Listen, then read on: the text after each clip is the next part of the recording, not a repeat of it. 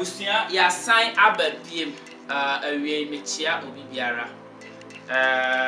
MT no business complex ni MC medical kasa bebre but ene no me de obefa enema nketinkiti bia esese wuhu as a snail farmer enema nketinkiti bia esese wuhu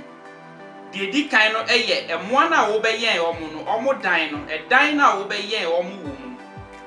edan na wo beyen enwa no wo mu sen na esese wo ye no empem bebre no obi bebisa se edi ekrenti na esese me ye ebuo anase me ye dan ma enwa what you say sa no obi bebisa o edi enti na esese me ye edan ema nwa no nipa wo da dem what you say enantwie enkokọ emponchi omoda dem nti enwa na wo yen no so no esese onya ba bi da now you with different forms of adan ya ye ma emwa no obi ohwa na onye na agi so person start business ankasa onye na agi say project na wo ye no eye business adie na wo ye what you say obi ohwa na bia kakra bia obeye die didi na wo ye but aha ne ye wa ha se ye kire wo business na wo tumpon na wo diye wa tetene mu se ne be ya wo fie ene wo ma wo be live legacy mema videos bi wo share Nigeria fo a omutini ye project no in big time large quantity what you say obi o timi yi enwa 50,000 pieces in every 6 months. It is a we 50,000 pieces. Na sa wo ton ba ko bia 1 cedi a. It is a wo 50,000 choppable Ghana cedi. Me fa on ko ho bebre ma me start number 1 obi o wa use car tie. It is a share video na o share screen no so obi say me the car tie bia to ho. Share car tie no. Wo ho car tie e no de emo na gu. Omo ma duane wo. But maybe say car tie no do do say na obetimi e use. Etimia aye business a ebe tumpon edi nhira bebrew but say we starting small na say we niska obi oba otimi di kan raise breeding stock na ewie etino car tie no enhye da fa so bebre bia enye de be embrew enu ye number 1 ye hwe number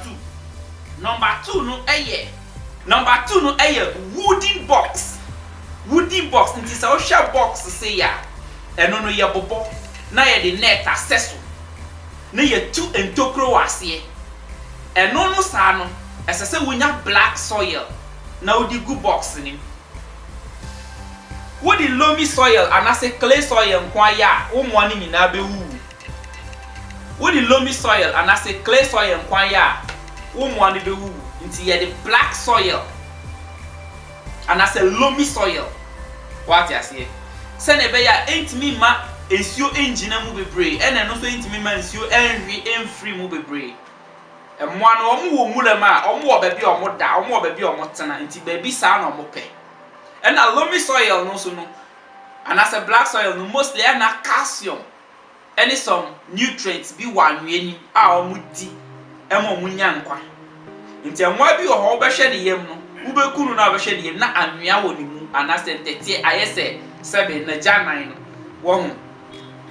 wo di calcium na ewu mu calcium no na ma omo shells no eya kese entem ye dru omo aduane so amekire calcium no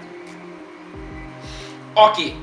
etino wo uba box now the wire mesh atoso now the net atoso net box no ubetimi aye no 3 feet by 6 feet and now say it depending size no baby awo no obi mu kropotimi ye no in layers oboba ko ase no oboba ko osoro no oboba ko mfimfim se ne be ya obetimi nya box bebre but no ne depending wo wan kasa design but 3 feet by 6 feet 3 feet width 6 feet length na chese so e wa no wo ho and a free from the basro no so no obetimi ahwe wan kasa wo tenten se wo mofra bi ofi o mbehwa ma wo obetimi any 3 feet what you say enu ye normal enu ye perfect yen free box no so the next one I be kan wasem no eye trench ye ka say trench a se wo be twa amena wo fom ye wo bo amena wo fom o unity say gutter but no so yen fan say 3 feet wide or width and then 6 feet and I said baby ebe kwa kodu bi depending wasa ase ne kese ena 3 feet deep so wo we yan 6 feet dia wuntimi nya hwe 3 feet and I said 2.5 feet but eno no se we yan such a way a ensuo to a enhohoro enkom because o yan na se ensuo ta hohoro koma ebesi umu ane be wu eno ne friend trench no nti wo share picture na obehu trench no se ne no so ye no. The next one metal recommend Emma omo person mo ye business ankasa no eno na ye concrete eno no ubetwa blocks na we lay ti eno no ubetwa mana kakra ube enti se foundation na we lay 3 pieces of blocks from top down to top obi mutimi ye 4 pieces eno so 3 feet wide ekopim level bi a ope bia but ese o ma gaps entem no usisi e bia 6 feet 6 feet 6 feet nti o share pictures na e wo screen so ni videos na ubehu se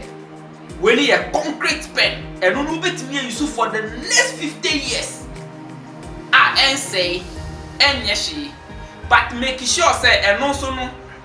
wo pa obe cement it down no but mostly yen cement na se no so wo cement na se na se koba ne se wa mba pata wo so na se nsu toguma nsu no entimi nwe basa wo otimi gba pata wo so dia eno sa no wo betimi a cement it down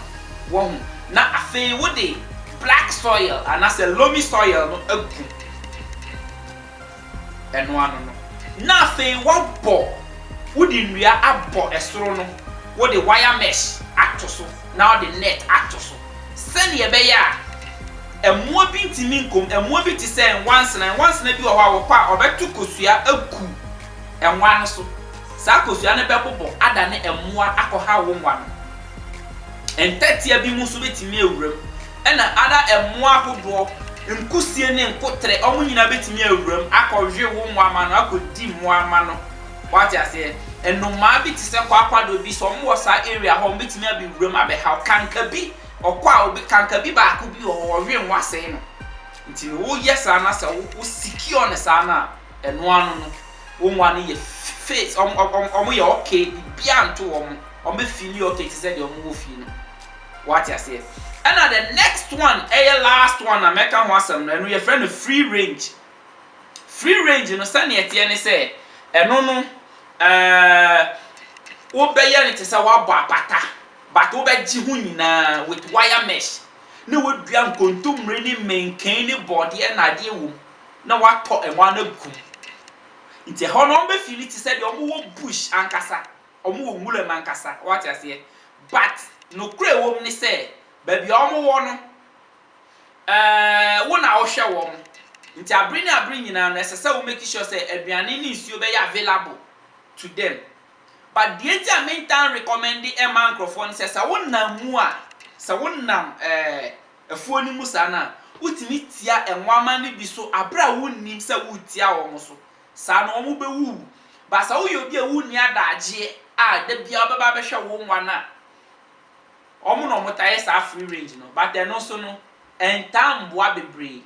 enti no wo ye business minded ya wo pese every year bia wo betimi produce enwa be 200,000 pieces e wo wafom no